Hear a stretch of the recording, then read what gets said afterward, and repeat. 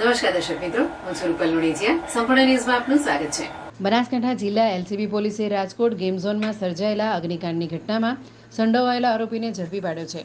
રાજસ્થાનના આબુ રોડમાં આરોપી ધવલ ઠક્કર હોવાની બાતમી એલસીબી પોલીસ અને રાજકોટ પોલીસને મળતા પોલીસે વોચ રાખી તેને આબુ રોડથી ઝડપી પાડી કાયદેસરની કાર્યવાહી હાથ ધરી છે.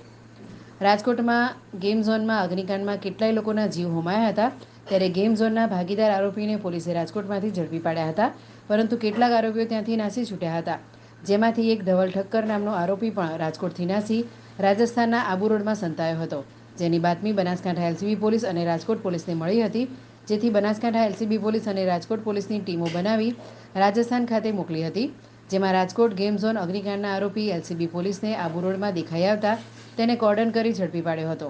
રાજસ્થાનના આબુ રોડથી આરોપી ધવલ ઠક્કરને પાલનપુર એસપી કચેરી ખાતે લાવી રાજકોટ પોલીસને સોંપવાની તજવીજ હાથ ધરવામાં આવી છે.